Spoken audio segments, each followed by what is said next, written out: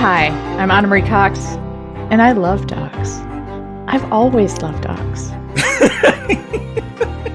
We did you it. Feel the heat, listeners? We felt the heat to the degree that there is heat between Mila Kunis and Channing Tatum in what we're going to talk about, Jupiter Ascending. Mm-hmm. I'll also introduce the show on the off chance that this just came up in someone's feed. We are Space the Nation, where we look at science fiction through the lens of post-colonialism and extractive hegemony. Today, we'll be talking about Jupiter Ascending, which is available on, I'm just going to keep calling it HBO Max, Dan. Okay, but technically it's called Max now. I'm just going to keep saying HBO Max, and maybe that will magically allow writers to get residuals from it. Okay, fair enough. In the next few weeks, we'll be talking about the San Junipero episode of Black Mirror, and This Is How You Lose the Time War. And then we have other stuff. I think we might be going straight into Pitch Black, Dan. That is correct. We are going to be doing Hot Sci-Fi Summer, and it's going to be all Riddick all the time. It'll be ridiculous. Oh, God. Oh, no. Repeat until funny. Repeat until funny. Oh. And on that note, do you want to become a patron, folks? I mean, this has been some quality content already. Anna. I know. You have so many benefits. If you become a patron, you get episodes early. You can go to our AUAs or Ask Us Anythings. And then there is our Discord. Dan, you're there every once in a while. What do you think of our Discord? I like the Discord. The Discord is a good homey place. Lots of people there. They have interesting observations, not just about science fiction, but about a lot of different things. I have to thank the Discord, actually, because I was not aware that Elon did a reply guide to you. I was not aware that Elon had sort of done it. It was a one degree of separation removed reply guide for me. But like, nonetheless, I was not aware of that until I checked out the Discord. So yeah, this is not about you, but that's what's wrong with Twitter. Is that Elon replies to like every mention of himself. Like, maybe this is something we can tie into the movie, because I have come to believe that money makes people stupid. And we're seeing some evidence of that in this film, actually. Yes. In this film and in the world right now. Speaking of going out in the world and Twitter, neither of us are on Twitter anymore. Well, I'm sort of once in a while. Yeah. Well, what I do is I still use Twitter to, if I publish something on my Substack, I will announce that. But mostly I go on Twitter to point out how much Twitter sucks at this point. And that was what led to the Elon reply guy thing. So as we were recording this, just as the sort of Russian mini coup didn't really happen, but like the point is that was the kind of, real-time news-breaking event that Twitter actually is really, back in the old days, used to be extremely well made for, in that it was pretty easy to sort of get access to new information. It was relatively quick at sort of, filtering rumor from actual fact and so forth. Experts would weigh in. You could find new experts and not like the... Exactly. The submarine expert has logged on who quickly becomes the Russia expert. Right. Really? It turns out there was an expert for anything, and pretty much those experts would bubble up, and it was actually really impressive. And it was an ecosystem that rewarded genuine knowledge. Now, not so much. And that was hence my point on Twitter, at which point some anti-vaxxer doctor weighed in saying, no, it's actually great. I don't know what you're talking about. My Ford Pinto works like a charm. And Elon, that was what Elon replied to. Agreed. I believe his response was, agreed. Which was very persuasive, let me tell you. So I'm not, I have a sort of Twitter burner account, just so I can see tweets that have been posted that are viral or whatever. But mostly I am on Blue Sky and Instagram. You are also on Blue Sky. We've retained our handles. I am at Anna Marie Cox. You are? I am at Dan Dresner. I'm also on Instagram, which is where a lot of my stuff is now. I also have a writing workshop that I am taking the summer off. But if that sounds like something that might interest you, dear listeners, you should look at my website, which is www.AnnaMarieCox.com. That is correct. If you're interested in what Dan is up to, as he mentioned, he has a Substack for now. It's called Dresner's World. did pretty well over the weekend. I'm not going to lie. So, Sure. yeah. I'm sure that it did. And congratulations to you, Dan. Rush's Doom is your success. There we go. Speaking I'm in a of countercyclical things that are fashion. happening, just how are you? I am good, Anna. The international travel has come to an end, and I'm grateful for that. About to embark on a family vacation. Looking forward to that as well. So, and I'm also going to start work on a new scholarly book, so I'm pretty happy about that. On the whole, things are pretty good. How are you, Anna? I have added another living thing to my household, Dan. No. What do you have? What do you have? I got a little kitten. His name is Edgar Allan Poe. Oh, Molly Murder Kitten has a sibling now. He will go by Poe, which has the nice benefit of being a quasi Star Wars reference as well. Yes. And, all of the animals in my house are named after alcoholic writers. So we now have another member for our cross-species AA meeting, which is nice. A newcomer can get his first chip, which will be good. The meetings are for the newcomers, really. That's why I go to meetings. It's for the newcomers. I'm picturing Poe originally in denial. I'm fine. I can quit anytime I want. It's very early days. I am technically fostering. Okay. Because, the other two are the ones that will make the final decision. But so far, it's not bad, which I think when you introduce cats to each other is really a good sign when it's not bad. Yeah. And of course, like having a kitten around is awesome. So even if I wind up having to give him to some other caretaker, I am really happy to have a kitten in my life right now. I think I'll probably keep him, but we have some I might be outvoted, basically. We are going to talk about this movie now. Yes. And I'm excited to talk about it. Mm-hmm. Why are we talking about it, Dan? Anna, we're talking about it because we have not done a Schlock or Awe episode in quite some time, Anna. I think the last one we did was Demolition Man. And this seems like the perfect film to do because, how do I put this? On the Schlock side, there's just no getting around the fact that, Channing Tatum is playing a character that's sort of half dog, half human. Mm-hmm. And even on the posters, it looks a little weird. And I remember I'd seen enough like little bits of this on YouTube where I was like, what the hell is going on here? That said, it's the Wachowskis. And so, I always want to keep open the possibility that the creators of The Matrix, could be creating another work of art. We just don't appreciate it in real time. It has the potential to be good. Like, you look at it on paper. I remember the trailer and thinking, "Oh, this is space opera. This is interesting." Yeah. Like it had that it had a sense of grandeur when it came out, and then, oh boy, it is, as far as I know, also the largest budgeted feature movie to be made by a trans person, which is cool. We like that, and it really was going to be like a labor of love for the Wachowskis.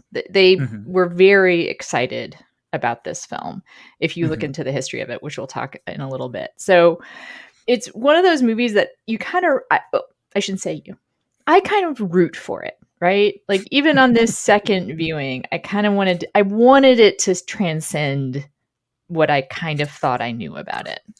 Yeah, I'm the dose of cold water you're going to receive of reality. Well, we shall discuss. We shall discuss. Yeah. Next thing people should know is, will this podcast ruin the movie for them if they listen to this podcast before they watch the movie? I would be very disappointed if this were true. But I don't care if you see this film or not! Dan, I destroy spoilers! Listeners, and I create them. Oh, that was good. That was so good. Listeners, if you don't understand what we're talking about, go see the film. You don't even need to watch most of the film. Just watch the first. There are clips of Eddie Redmayne's performance, which on is YouTube. Yeah. It's the best thing you really need to see if you decide whatever you think about what we think. Yeah.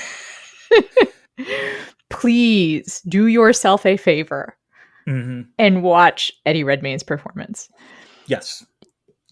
And I have to say, it is the most unforgettable aspect of this film by far. It's one of his best performances. And fun fact, he actually won an Oscar for The Theory of Everything 2 weeks after this movie came out.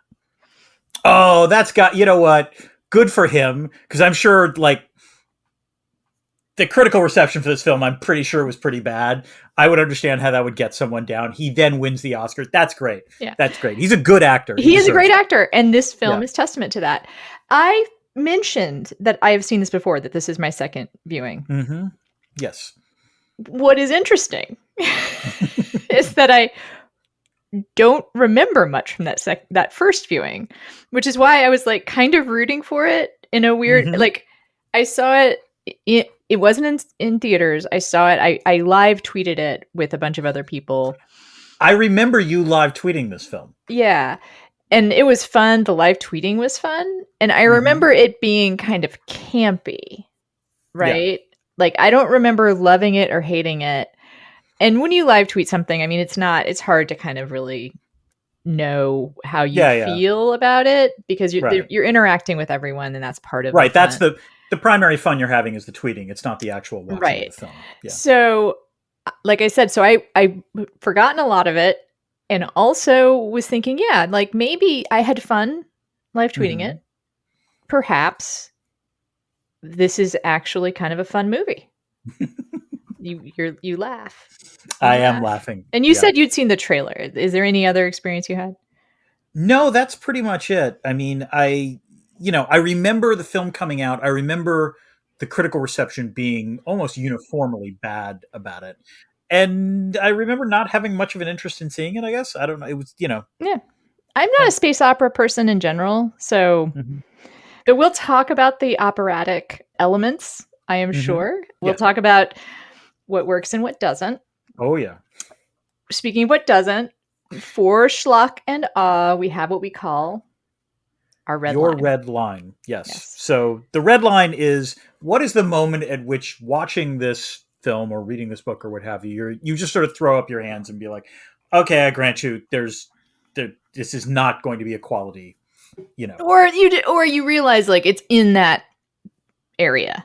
Yeah. Like you realize it's going to have to either become amazing, like, and take into account what it's done, or this is the tipping point. It goes downhill. Either that's actually what the red line is. Either the red line, it either needs to then concede, like it needs to continue in an upward trajectory, or tipping point.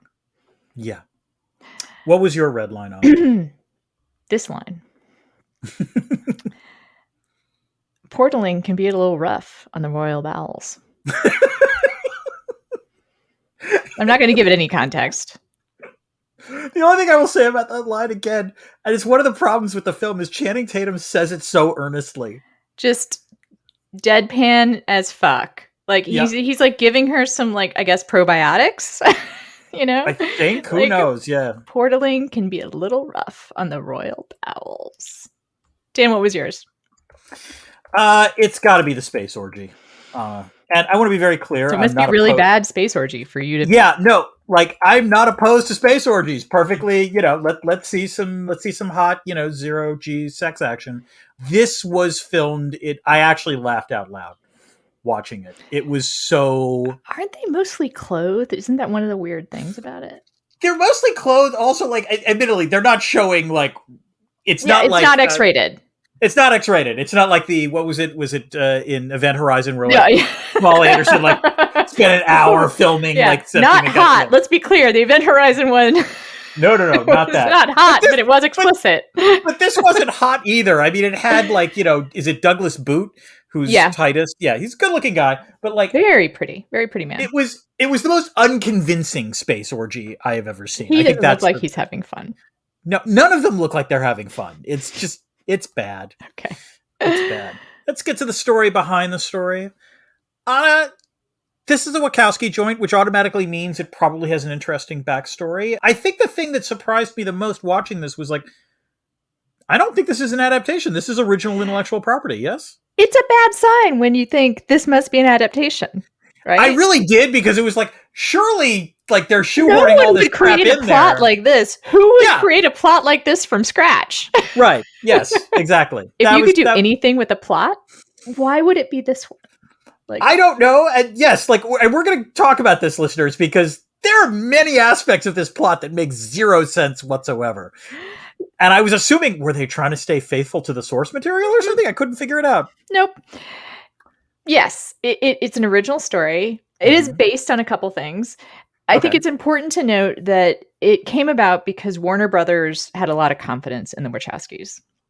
Fair Like, enough. even though they had made Cloud Atlas before this and Speed Racer, neither of which had done particularly well, you know, the Matrix films were huge. Yeah. And also Cloud Atlas and I want us Speed to do Cloud Racer Atlas at some point. I actually like that film. So, are both adapted properties, right? Right. And the Wachowskis' big breakout was original. Yes. And so Warner Brothers had this idea that maybe what we need to do here is give them free reign, right? Fair enough. No, that's I leave it this way. By corporate logic, not the most insane reasoning. That's entirely Actually fair. not, yeah, like you Yeah. want studios to back their creators, right? Absolutely. Yeah. And so they said, go for it. Maybe this will be the beginning of a franchise. That was the hope, of course. They always hope things at the beginning of a franchise. So the Wachowskis went at it. It was inspired by the Odyssey in part. Question mark. Voice yeah, goes I up really, at the end. I got to tell you, this is not an Odyssey story. Like no. It also was inspired in part by The Wizard of Oz. That's a little more believable, actually. Yes. Because of Dorothy and her dog Toto. So just to be clear, in the logic of the film, Channing Tatum is playing Toto. Okay, yeah, fair enough. If you think about it, it makes a lot of sense, although it recasts The Wizard of Oz in a very strange light. I'm not even sure who the wizard is in this context. Well, if you think of Toto as a romantic interest, I guess that's what I'm saying. Like, yeah. As a protector. Well, it's an adult Dorothy also, so like it's complicated in a variety of ways. Yeah, and it doesn't quite scan, but no. But I will say they wanted to have a strong female lead character. They wanted her to also not depend on violence, which is true, but then she becomes passive. Yeah, it's a problem. Look this way. You can have a strong female character who doesn't rely on violence to get what she wants. That's fair. What you can't do is have that be the only character who acts that way. Right. In other words, if every other character is getting what they want through violence, then, this is an action film. You're setting someone up to be rescued a lot, and boy, is she rescued a lot. So many rescues, Anna. There are so many rescues in this film. I think, yeah. Were there at least three? I want to say there were at least twice where a contract. I know what you're going to say. I know what you're going to say. 3 times. Yeah.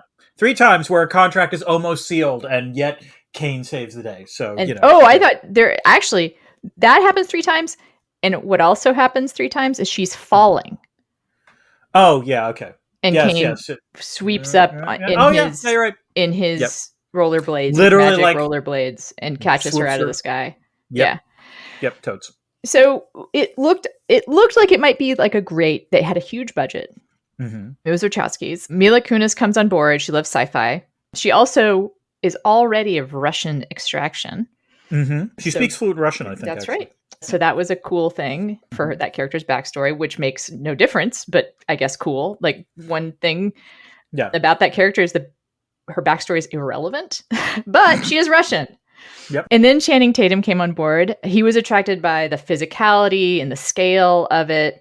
They really wanted a hunk, I guess. Keanu Reeves being a conventional hunk. I guess they wanted more of a hunky hunk. I mean, I applaud Tatum's decision to do this, and to his credit, this is unlike anything I think he had done before. So that's right. Yeah, totally. That's right. And then they got Eddie Redmayne, and then they got Sean Bean, who lives, by the way, in this movie. Notably, he's not. There's usually a rule that Sean Bean dies. Yes, that's correct. So he lives, and then Douglas Boot, who I'd never heard of and has not done much since, but is so pretty. Just one of the prettiest people you'll ever see. And then, I think importantly, composer Michael Giacchino, who is an ego, if not an EGOT. He has gotten an Emmy, a Grammy, and an Oscar. He recorded it at Abbey Road. And the Wachowskis had him record before filming, which gave him Hmm. a ton of freedom and allowed them to really kind of work with the music, which I guess they've done before. It's interesting. Hmm. I am building up like, this is all the stuff that was happening that people are like, this is going to be great, right? Mm-hmm. Yeah. Cast was committed, a lot of money given to them. Now, apparently the cast knew something was up at some point. Both Kunis and Channing Tatum have said in retrospect, you know what? Kind of could tell this was going to go south. Eddie Redmayne has also said he has some regrets about his performance, which he should not. I was going to say, I think we need to make a pilgrimage to Eddie Redmayne to explain to him why he should have zero regrets about his performance here. Absolutely agree. One problem might be that the executive that had championed the Wachowskis at Warner Brothers left. I think he was fired. And as we discussed about other great movies, like, and not so great movies, it's come up a number of times on the podcast, is sometimes you need a limiting factor to make a truly great movie. Like, you need someone to say no to some stuff. You need a constraint of some kind. Right. They were not constrained at this point. Ooh. And they kind of adrift. The budget ballooned. Eventual budget was $210 million, which that's some coin. A lot of money. Although it's funny, Mila Kunis says that the budget was actually, I think she must be just bullshitting here. In one interview, she said the reason it didn't come out well is that the budget was cut. And I just don't think that's true. We'll talk about this later. I can see why maybe she thought that, but yes, fair enough. I mean, the stuff that I looked at didn't have anything about that being the issue. I mean, there were reshoots, and it could be that the reshoots were not maybe the reshoots were done on the cheap. Yeah, reshoots were done on the cheap. It was the reshoots happened because, not surprisingly, when this was screened for test audiences, didn't love it. Didn't love it. So they honestly, this is a good argument for the intelligence of movie audiences. That is right. And so they did some more VFX, and they also did some more exposition, which maybe does explain some things about the plot to add exposition to whatever was there. You don't often say there's too much exposition, right?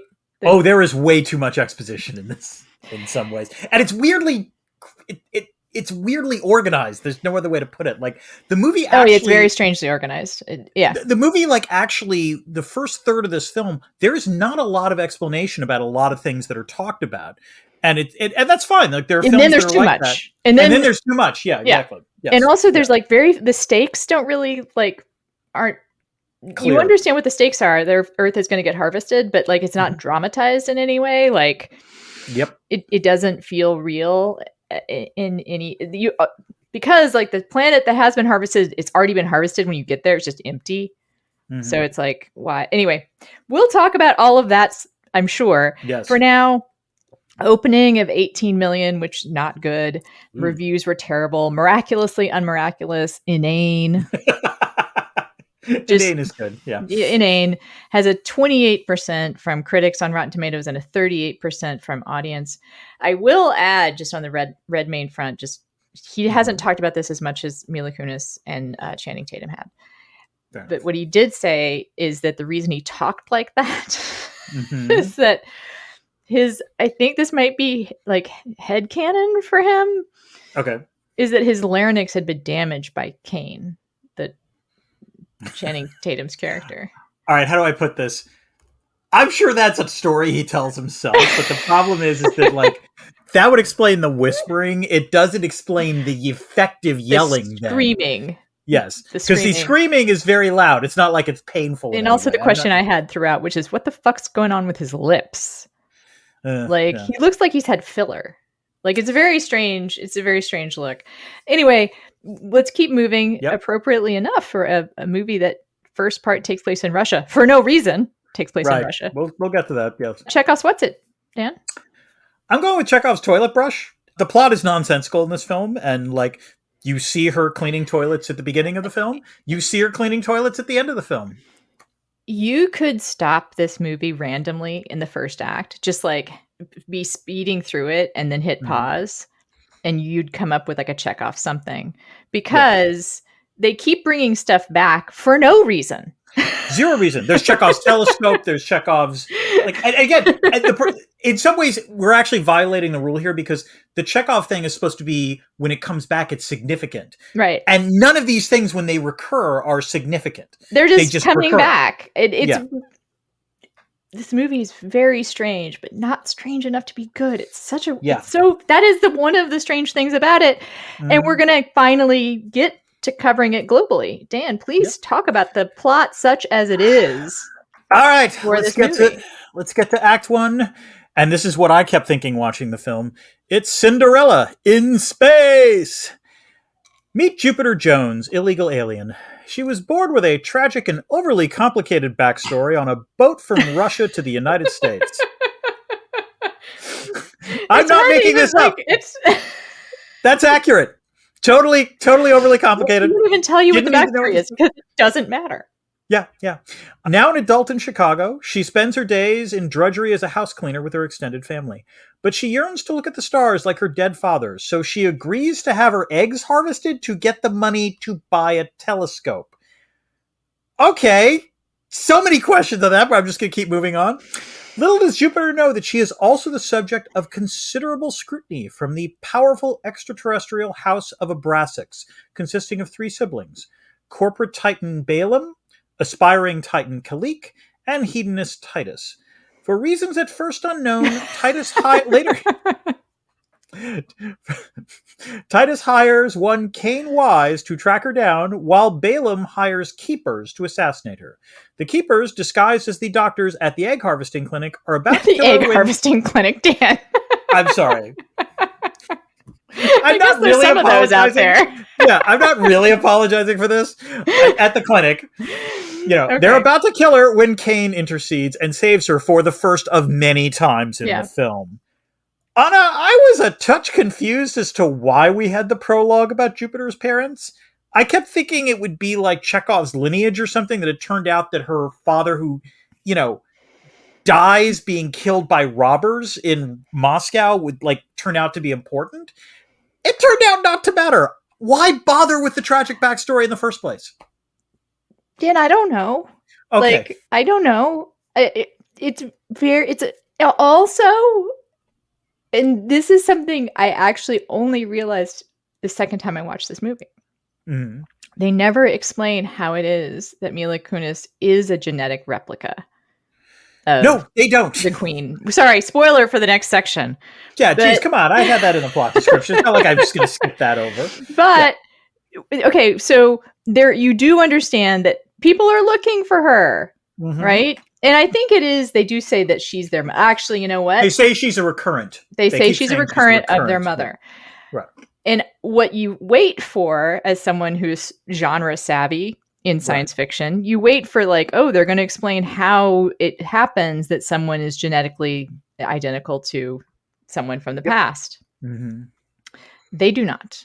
No, they do not. They do not. In fact, Mila Kunis asks about it, and they're just like, it's a non sequitur answer. They literally throw up their hands at one point, I think. No, yeah. She says, "How can I be a genetic replica of your mom? I'm only however many years old," I think she says, or something like that. And then Eddie Redmayne's like, "My mother is older than the stars," or something. He just replies with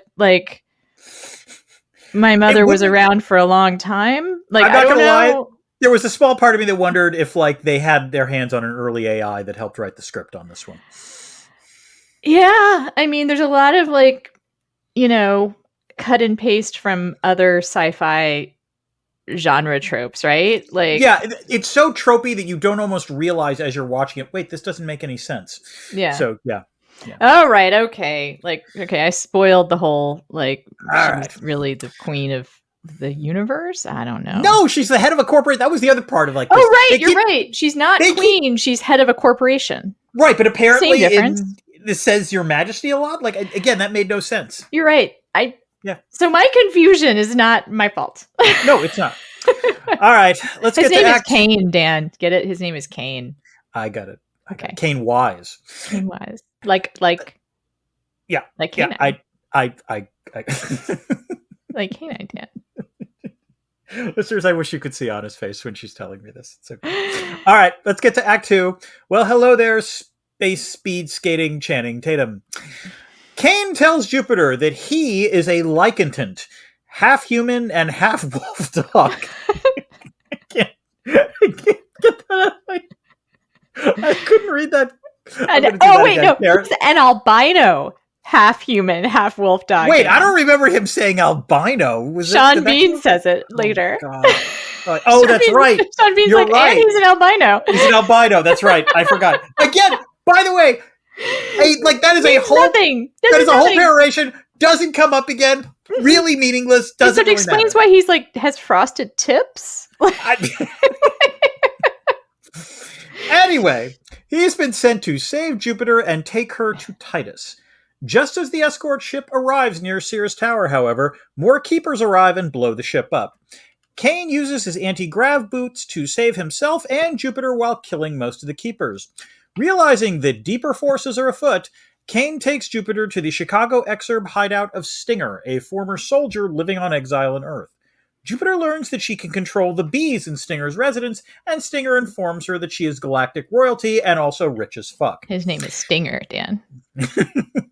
Stinger agrees to help Jupiter, but she is captured by Balaam's hunters. Some of those hunters, however, are in the pay of Kalik to bring Jupiter to her palace on a distant planet. There, Kalik explains that Jupiter is a recurrent, someone who is genetically identical to the dead Abraxas matriarch. Somehow Palpatine returned, Anna, and she is the genetically identical. They say genes a lot in this film, by the way. They keep saying gene print. And might genes also be a theme of some kind, but we'll talk more about themes later. Because the point is that somehow some are there themes? I don't know. They're just repeated words. Yeah, there's a difference. The point is Jupiter is apparently this recurrent dead Abraxas matriarch, and therefore, this is important, Earth's rightful owner. Kalik also reveals that she is more than 14,000 years old and, with a mysterious form of biotech hot tub, can look eternally youthful. Anna, I'm going to acknowledge that I might be judging the Wachowskis unfairly here because the high bar they really set in The Matrix. But given the amount of money that was spent on this film, the FX seemed pretty goddamn schlocky to me. In particular, Kane's anti-grav boots looked cheesy. The whole scene, in the exterior of the Chicago skyline. It's also cheesy when, you see Kane and others try to use these hand controls to steer the ship. I'm just going to side note here. Once again, Elizabeth Olsen is an underrated actress. And one of the ways you can tell she's an underrated actress, whenever she playing Scarlet Witch uses her hands to shoot energy, you buy it in a way that I did not buy what Channing Tatum and all the others are doing. So am I crazy on this or what? I think you're correct about most of the FX. Right. But I do think that in the column for awe, which I do think exists. No, there's stuff, yeah. There is Eddie Redmayne's performance. Right. Which counts for more than one. You have to weight it somehow. Yeah. The aesthetics of this movie can be gorgeous. There are times I believe that the movie is beautiful.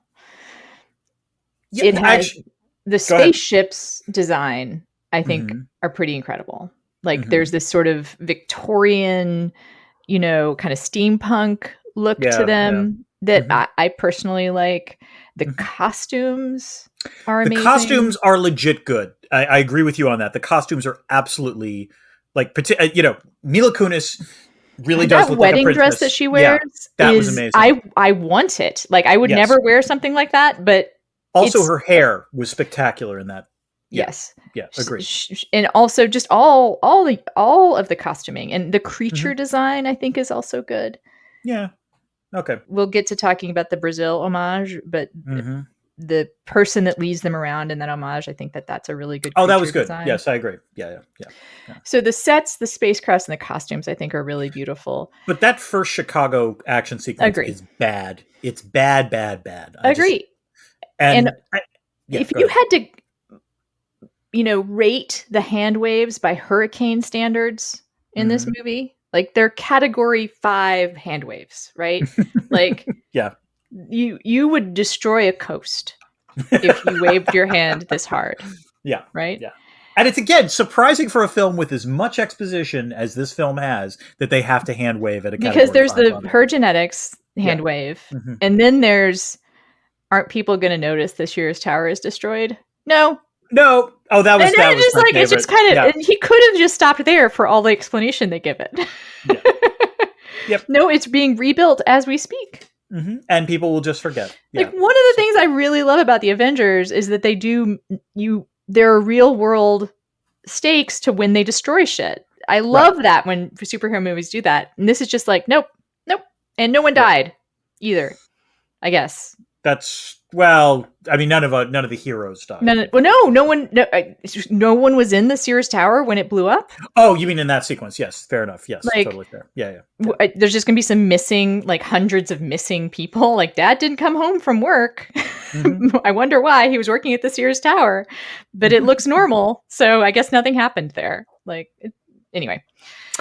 Let's move on. Let's finish. No, we're only on Act 3, Anna. Sorry. Okay. Act 3, Space Probate, is the worst. Kane and Stinger call upon the Aegis, an intergalactic police force, to rescue Jupiter. They get her from Kalik and take her to the intergalactic capital planet of Ores to claim her inheritance. What follows is a brief Terry Gilliam-esque adventure through interminable space bureaucracy, after which Jupiter finally obtains her titles, and along the way, a massive crush on Kane. On the way back to Earth, Stinger drops dime on Jupiter's whereabouts to Titus, whose henchmen capture Jupiter and detain Kane for going rogue. Titus explains to Jupiter that the Abrasax family makes money from youth serum, or Regenix, or a couple of other names they threw out, and that it is harvested from the people seated on young planets like Earth. Titus claims he wants to be able to stop this and proposes marriage to Jupiter. He says that he just wants to make sure his inheritance doesn't go to either of his siblings. Guess what? His real plan is to kill Jupiter and thereby inherit the Earth. Kane escapes and, with the help of a chastened Stinger, saves Jupiter. Jupiter just wants to go home, but once there, learns that Balaam's henchmen have abducted her family and are holding them ransom. So, Anna, again, sort of personal experience here. My mother-in-law passed away earlier this year, and my wife is really going through it when it comes to actual probate. And it's complicated because she died in another state, and her sibling lives overseas, and so there's a whole complicated thing. I had some sympathy with the absurdist depiction of space probate. That said, that 10-minute sequence, or even 5-minute sequence, it doesn't last a ton of time, but let's say 10 minutes, was very jarring compared to the rest of the film. Like, it was fine. I actually liked it. I think I liked it better than most of the film. It didn't make a ton of sense within the context of it, though, or did it? It's tonally and sort of visually distinct from the rest of the movie. Yeah, it's very claustrophobic, which is actually well done. I also loved Brazil. Right. Apparently like the Wachowskis. And I guess if someone gave me $210 million, maybe I would just use part of it to, honor a favorite movie. Like, if I was making a huge movie, set in colonial times, but I really love the movie Alien, I'd just have a part of the movie that takes place on a claustrophobic spaceship, just because I really love that movie and I have some money to throw around. Well, also, I don't know if you know, it was Terry Gilliam who plays one of the. They cast Terry Gilliam as one of like the bureaucrats. So like I did not know it's that. Not just you and I picturing this. It's so it really is. So like I guess, homage, and I would have Ridley Scott play one of the characters in my little brief homage to Alien that takes place in a completely unrelated movie. I do think we meet our only clearly non-binary character in that sequence. I'm not sure clearly is the word I would use. I guess I was kind of looking, because the Matrix movies are so celebrated for their exploration of queerness and transness, and I think appropriately they're and the Wachowskis have said, please look at our work through that lens, right? But most of this film, it's not there, and so I think you're right that character, the character who plays Jupiter's lawyer, is, I think, gay was the word that I would use. I'm not sure trans is the word I would use. But I said non-binary. I think that's distinct from both of those things. Okay, fair enough. But and so I was maybe looking really hard. I do want to talk about this more, but also I want to get done talking about the plot. All right, we'll get done with the plot. All right. let's close this with Act 4. Finally, some shouting. Ironically enough, Balaam resides at his refinery inside Jupiter's Great Red Spot. Okay, like, again, just, You could live anywhere. yeah. I'm not sure why you'd want to be there, but whatever. He demands that Jupiter, Let's the live in character... Houston. Yeah. Houston, probably. Sorry. Yes. Okay. He demands that Jupiter, the character, renounce her ownership of the Earth in exchange for her family. It takes her a hot minute, but Jupiter finally figures out that Balaam can't actually harvest the Earth without her consent, so she refuses. Just as Balaam is about to execute her, Cain once again rescues her by crashing through something, in this case through the refinery's gravity shield, causing it to begin collapsing. While the occupants begin to evacuate the refinery, the Aegis ship moves in and rescues Jupiter's family. Jupiter survives the collapsing structures, but runs into Balaam again, because sure, why not? Who monologues that his mother asked him to kill her, which again is one of those weird details that goes nowhere and doesn't really... Should mean something? Should be. It's supposed to mean something, but I'm not entirely sure what it does. I honestly thought at that point maybe Mila Kunis would have some sort of like, maybe Jupiter would have some sort of like vague sense memory of being his mother. No, not that. Wow. More interesting movie, Dan. Right there. You. There we go. Anyway, he then tries to kill Jupiter as the refinery is in its final stages of collapse. Jupiter evades him and lets him fall into the abyss. She falls too, but hey, you're not going to believe it, listeners. Cain catches her. Cain then hitches a ride on the Aegis ship just before the refinery collapses. They survive and cross the portal with the Aegis ship. Jupiter's family is returned home with no memory of their disappearance, so that's all solved. While Jupiter, and I'm going to stress this, I'm going to shout the way Eddie Redmayne does, continues to work as a maid while secretly retaining ownership of the Earth. I'm ending that with a question mark because it makes no fucking sense. Sorry. Also, she and Cain smooch, and she tries out some anti-grav boots. Okay, Anna, let's talk about the ending, and let's talk about the acting. On the ending, did that make any sense to you? Is the logic supposed to be that being exposed to the entitled made Jupiter realize the nobility of cleaning toilets? Is she just a passive shareholder now? What the fuck? I have some theories. Okay. That we may discuss in a bit. Mm-hmm. I don't think it makes sense on its face at all. It makes zero sense. It leaves so much hanging. Also thought to myself at one point, she should have had those gravity boots earlier. Like, that's true. Yes. Did they? Is there only a single pair? Like, well, okay. Like, let me put this right. I do not want to do any work for this film, but I will do a little work here. I assume that it took some skill to try to figure out the anti-grav boots. Like, it's sort of acknowledged that it's like she's being tutored on this by Cain. So I assume it wasn't like they could just give her the boots and she could figure that out. So that part, yeah. But even, Dan, you know how much I love labor. Yes. Labor, capital L, labor. You know how much I love the proletariat. Oh, I do. Yeah. And I do believe all work can be craft.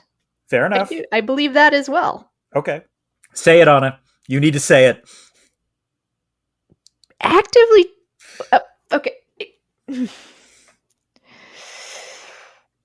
Actively choosing to go back to scrubbing toilets. Well, you know what's even weirder is to make that the focus of being a maid or being a house cleaner. Yeah, they really obsessed with that. It's not even calling it being a maid. Actually, I don't want to call it being a maid. House cleaner. I guess being a house cleaner, you're right. Maid implies permanent. Like they're just sort of like, and they're traveling house we do cleaners. people first language here at this podcast. Yeah. It's not her identity, right? Definitely not. It shouldn't be her identity, I guess. But it's not, by the way, it's not just and it's not the focus of cleaning. It's not like it's the most demeaning, or you could see it. They clearly are trying to signal it as the most demeaning part. Oh yeah, that's what the which makes me think. Actually sort of, as someone who respects labor, that's maybe actually the real problematic thing here, is that I guess they're trying to say that look at what lowly thing she's doing. And I don't know if cleaning toilets is that lowly. They could have changed it. They could have made it. They could have done something to the context to make it different, rather than kind of like lowering her, which they clearly are trying to do. It's so weird, also because like not only is she going back to being a house cleaner, she's a happy house cleaner now. Like she gets up on her own volition. She makes coffee for everyone. She's clearly, we're supposed to believe she's now a better person from this experience. I just don't get why she's a better person from this experience.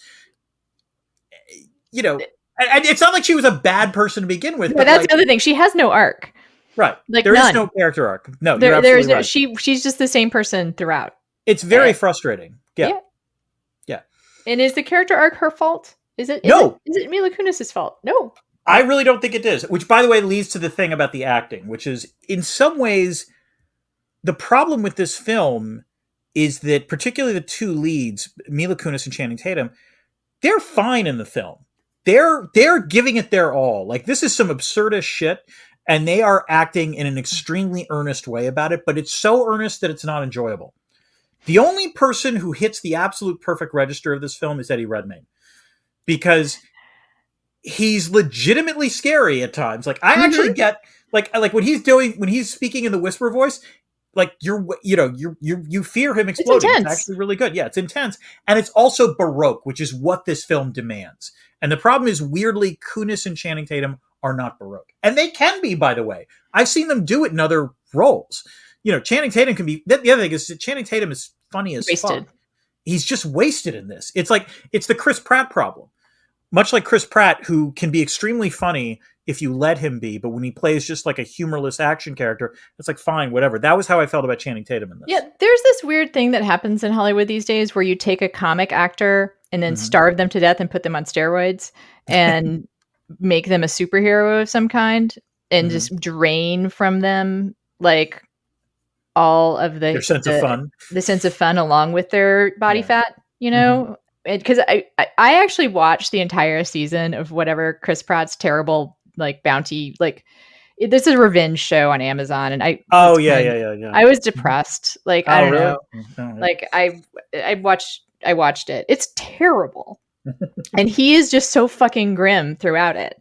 And this you can kind of see a little bit of the comedic timing happening. Like I feel like it's almost like under the surface for him, with both, because they're both hilarious. Actually, right? They both very funny actors. Yeah, like they're both great in like their laugh out loud comedies. There are lines that are clearly supposed to be funny, and it's including the lines the lines we uttered at the beginning of this show.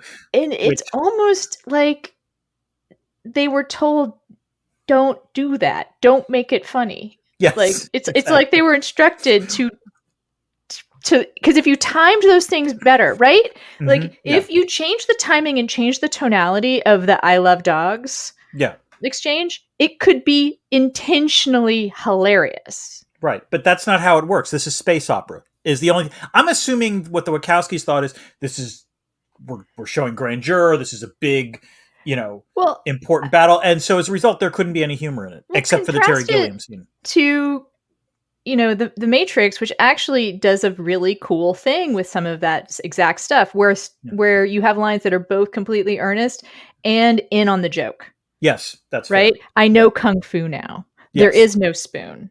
Right. Like you don't. It's partially just genius of Keanu Reeves, right?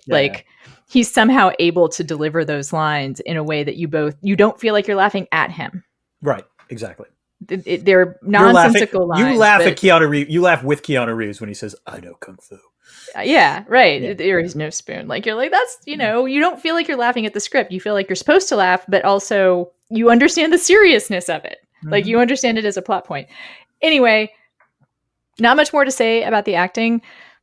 Douglas Boot, call in, send an email. I'd like to see more of you. Acting, even. Also, this must have been an early performance for Gugu Mbatha Raw. She plays, I think, an assistant to Titus. She's not on the screen enough. It would have been some intentionally funny stuff from her.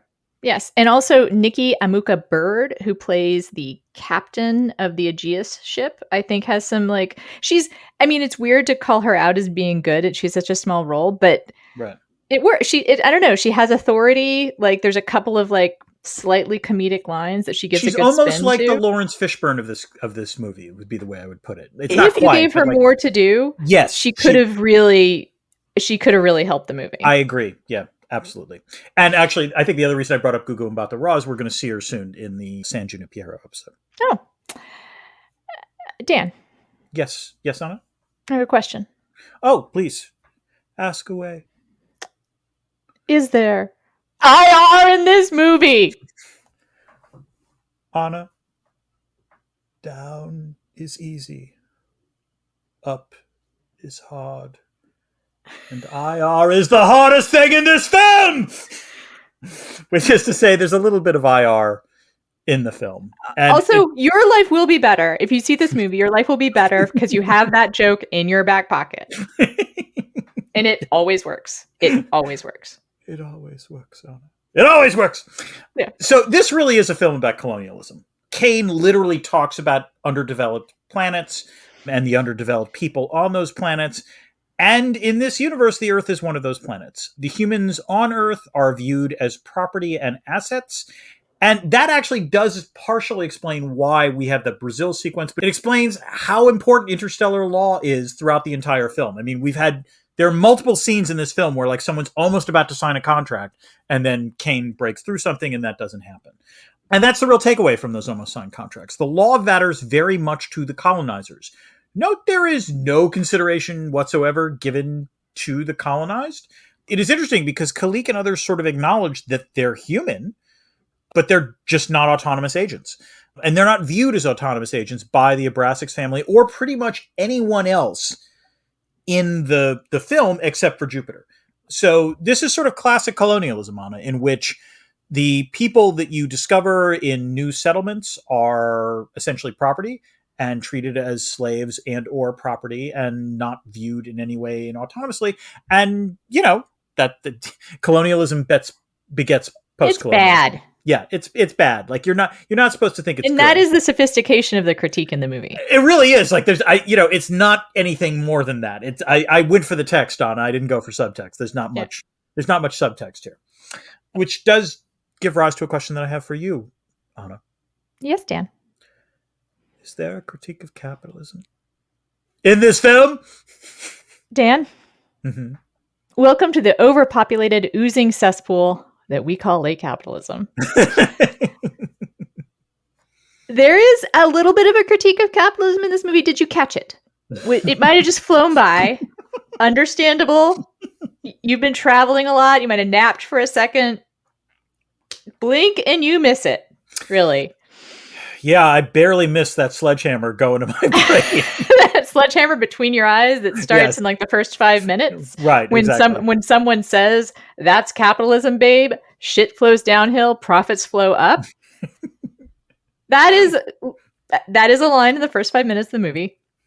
And it goes on from there. To echo, it's a movie about extractive capitalism extractive capitalism and colonialism. Like that's what it is on the surface about. There are lines like "to live is to consume." This is a vast machine designed for a single purpose, to produce profits. And it just does that. Like there's no sense really of what that means for people, which is, I think, one of the sort of weird things about whether or not this is like a pro-labor film, right? It's just like an anti-extractive capitalism film. It's not pro anything. No, it's not. And also, all right, let me put it this way. I'm obviously a little more, amenable to capitalism than you, but like when Balaam says to live is... I'm obviously a little more amenable to capitalism. Yes, you are, Dan. Yep. But when Balaam says to live is to consume, I was like, that's such bullshit. Like, don't give me that. Like, it's such the, like... most superficial critique of something that I was actually like, it made me angry. It was just lazy. Sorry. I agree also, because it's like, that is not what to live is. I mean, that's sometimes what we're told. Like that's what capitalism kind of wants us to believe. Right. But it's weird for someone at the very top to say that and believe that. Right. No, exactly. Like this, like we're dealing with the Elon Musk of this world or universe. And like, the Elon Musks of the world don't think to live is to consume. They think to live is to innovate or to or disrupt. Just to live. Like at one point someone says, the most valuable commodity in the universe is time, which and that's a little better. That's fine. Yeah. Right. And then there's this whole problem of like living 14,000 years, which whenever that happens, and we didn't really talk about this with Anna Lee, in part because she did make life on the planet seem really fun. Yeah, she did. So I didn't go to my usual question of why would you want to live that long? Mm-hmm. But in this one, I did have kind of like, what are you doing in all that time? Because you're not doing anything. You're just like being rich. There's a lot of space orgies out there, Anna. I mean, I think maybe that's why like that was so bad. Like he was bored with the good space orgies. He just wanted to try the bad. And then there's a funny line which I can't. I spent more time than I'm too embarrassed to sort of count. This is it is, I guess, a critique of consumerism. One of Jupiter's family members asked her why she wants to buy a telescope, which that's not important, not even a MacGuffin.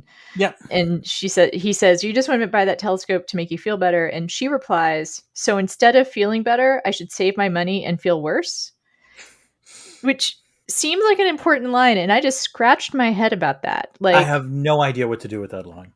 Yeah. Yeah. I just like, I'm looking, I have an expression on my face that I didn't even know that I could make.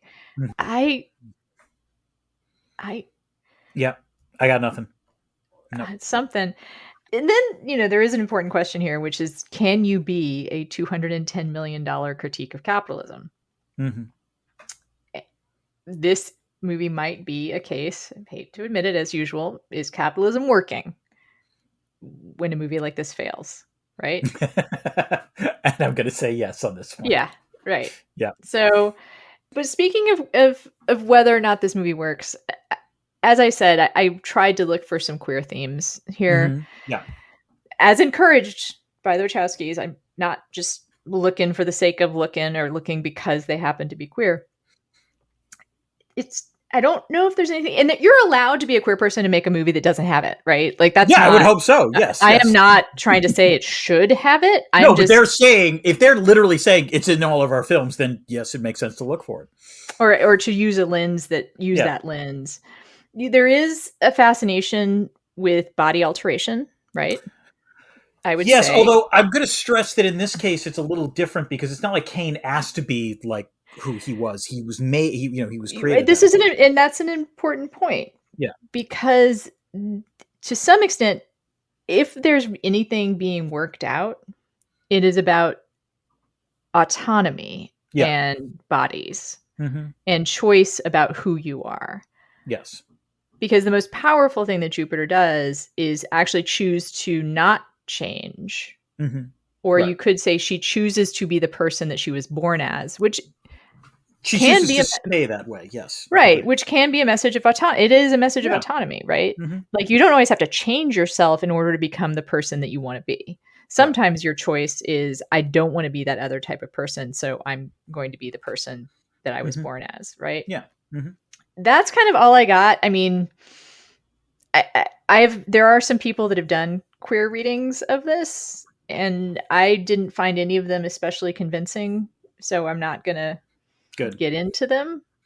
I should say that I am obviously a cis het woman, so on some level, maybe my reading of this doesn't matter, and also people can get out of texts whatever they need to get out of them. That's a big lesson from my grad school experience. If you find a message in a movie that is empowering and it is important to you, then it's there. I'm not going to argue. So I think there are ways to get something out of this that might be meaningful to someone that was looking for that message, or not looking for it, but just feels like they found it. And I don't want to take away from that at all. I think if you're interested in that shit, go read the essays about the Matrix movies, because there's a lot there. It's fascinating, and they've done commentary on it, and they're much better films, which brings us to our main question. Schlock or awe? Schlock or awe? Or no, schlock? Or aw. I'm gonna do it in reverse. It's be like schlock or aw. Sorry. Readers, listeners, weigh in on which you like better. Say something in the comments. Okay. Jan, your schlock versus awe.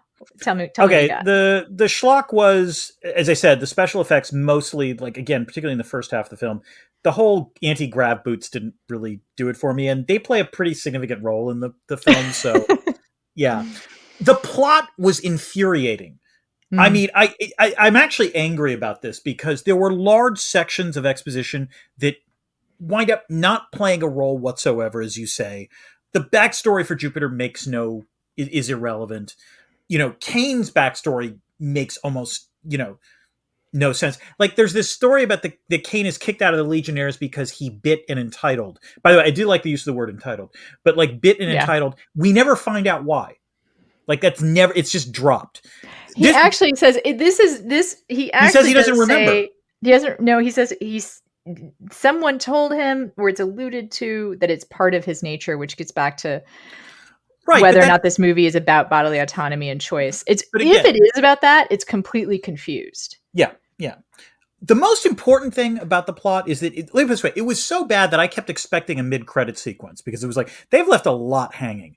And this was the thing that I was utterly frustrated about, which is, if Jupiter really is a good person, and, she now knows the secret of what the Earth is supposed to be for, and she's told explicitly that there are many other planets out there that are being harvested in this way. I have two questions. The first is, why doesn't Jupiter do something to perhaps change that? But the second, and this complicates things a little bit, is that presumably she's not going to let the Earth be harvested. So one does want to ask, what happens to everyone in the Abrasix family and, like, the people working for them if she decides we're not going to be running this business? Like, I don't mean to say therefore she should totally harvest the Agreed. Earth, but what? Agreed. Yeah, There is but an argument for the princess staying. Like, there is an right. argument for Cinderella going ahead and marrying the prince or We whatever. have Not no not in this case idea. marrying a prince, but Yeah, like for Cinderella taking her rightful throne. exactly. Yes, and we have no idea what happens to Kalik or Titus, the other two. Like, again, that's just all dropped, and I've just found that incredibly frustrating. The dialogue was not great. We've hit the highlights, I think, already. In terms of the awe, Eddie Redmayne was just fantastic in this. I mean that sincerely. This is not a mocking statement. It's the perfect acting for this film because you are riveted by him, and again, as I said, it's so baroque. It's so well. I am actually in awe of at least the effort that Channing Tatum and Mila Kunis put into this. I don't think it quite works, but they took this seriously and wasn't necessarily hard to do. And finally, I'm going to be thirsty about something, which is, I was kind of shocked. I didn't realize this until I saw the credits. There is a friend of Jupiter in this film who literally, you only see her in her underwear. Like, you don't even see her ever put on a dress. It is played by Vanessa Kirby, who is well known for being in The Crown and for Hobbs and Shaw, and for most recently the Mission Impossible films. Vanessa Kirby's body in this film is spectacular. It's the best special effect in the film. Just bravo. She's Right. done good for her on that. Yeah. I'm in awe. What do you got, Anna? I have the same thing as far as schlock. The dialogue is terrible. The plot is terrible. There's also little things that are bad, which is unfortunate. It's unfortunate when you notice the little things that are bad, Yeah. right? Mm-hmm. Like, at some point, and also it had to be clear here, Sean Bean's character is named Stinger, Mm-hmm. and he works with bees, and he's part bee, apparently. Like, there's some, like, who knows? I And don't know. also, they mentioned that his daughter has some, like, disease, Mm-hmm. and that just goes nowhere. And I'm somehow focusing Well, mainly that on, like, explains. Hold no, on. I know it explains why he decides to throw Right. him under But the we table. know But it's we just don't know like what happens to his daughter after that. That's true. what? Yeah. Because then he decides to not do that. Yeah. So is his daughter gonna die? I don't know. Yeah. And he uses it almost is funny, but not. He uses beeswax as a curse at one point, which I'm like, someone thought about that. Someone was writing this movie and was like, hey, he's a bee guy. Wouldn't it be funny if instead of bullshit, he said beeswax?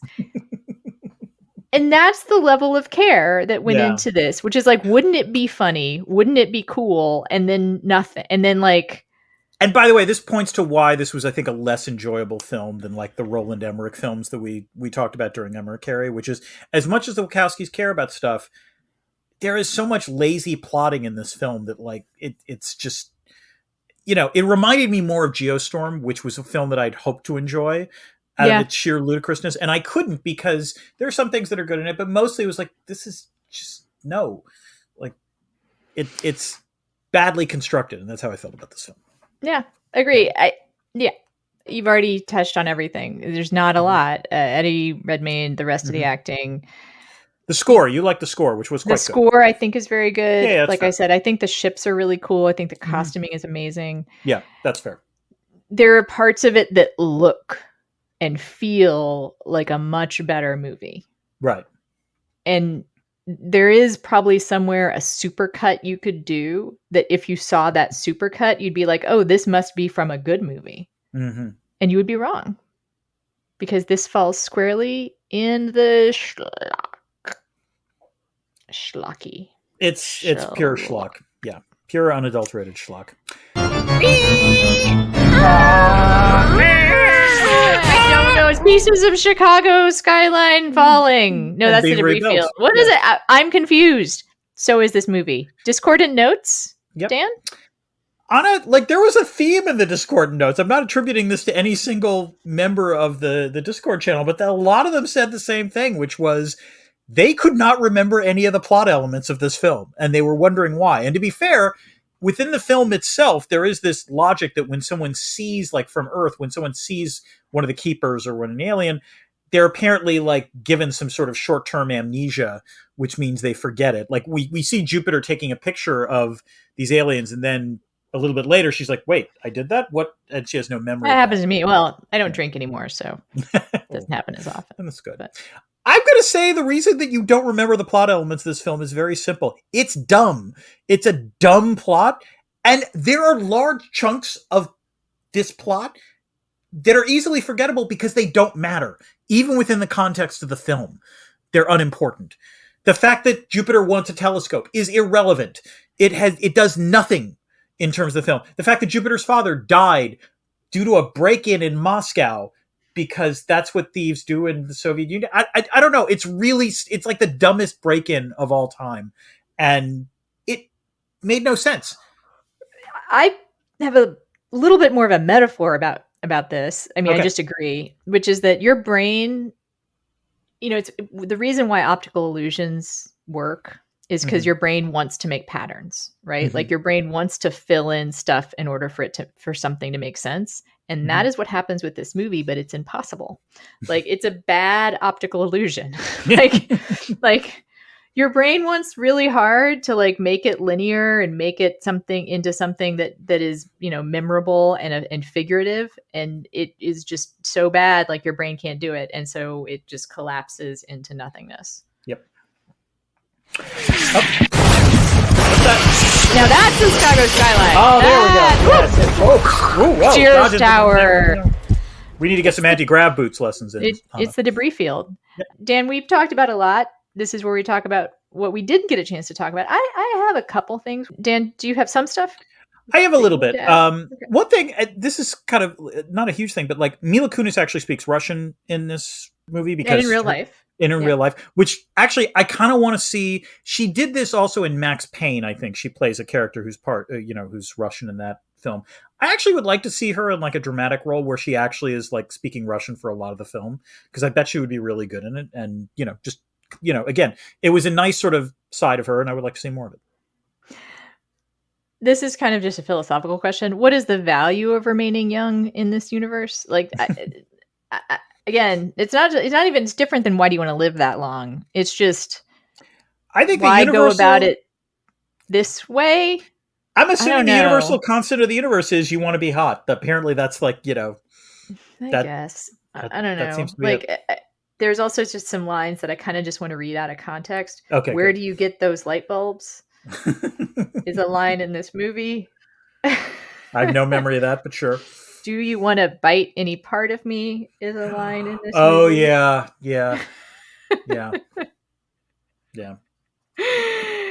And I already did portaling can be rough on the royal bowels. And feel my skin is also a line in this. Oh, that's right. That's right. I remember that. That was funny. The only other thing I will add is that, again, for a movie that ostensibly is trying to make the Jupiter Jones character like a strong, independent woman and all of that, and again, Mila Kunis is fine in it. Was it me, or was, like, did she, like, suddenly get thirsty for Kane very quickly after getting rescued by him? Like, it was kind of like a light switch sort of thing. Her thirstiness for him, I can't believe I didn't bring it up earlier. It is one of the most annoying things for me in the movie. Like, Yeah. again, strong female character. Can we have a relationship that isn't about thirst? For one thing, I think Channing Tatum doesn't look good. It's hard to believe. But he has dog ears and frosted tips. It's the frosted tips. I knew that was going to be a bust. And he's like the wooden personality. So it's like that. And we mentioned earlier, just zero chemistry, just none. Yeah. Like, it's like just two ships, like banging against each other. There's no, like, but not in a good way. Yes. Not in a good way. Just like prow to prow. Yep. Just nothing happening. That's all I got, Anna. There is a line that I kind of love that is, this might be a line that is it's good, bad. It's like good, bad. Okay. Yeah. Hit me. Lies are the source of meaning. Lies are sometimes the only reason I get out of bed. That was the one time, like, Douglas Booth is pretty in this movie. That was the one time I was like, okay, now I can see how you could be Eddie Redmayne's brother. Sure. Yeah, sure. Yeah. It's a great line. I don't really know what it means. No, but he sells the line. He's good, and that is the best moment for that character in this film. Yes. In which he's talking. When he's not talking, those are also good moments. Yeah. All right. I think we are done with this terrible, bad movie. Yes. Total schlockfest. I think we have some good stuff coming up, Dan. We do. So, much less schlock coming forward, and I'm looking forward to that. We're going to see the San Junipero episode of Black Mirror, and then which I have not seen, by the way. I am looking forward to your reactions to this. And then I had a very extreme reaction to Black Mirror when it first came out, and it really upset me. This is an unconventional Black Mirror episode. Yes, I was told that. I also was in not a great place in my life, Okay. So I think maybe I can stand to watch it now, and I am looking forward to watching this episode. And This Is How You Lose Time War is supposed to be very, very good. Yep. Readers, if you want to, watch or read along, please do. Until next time. Keep this channel open for more.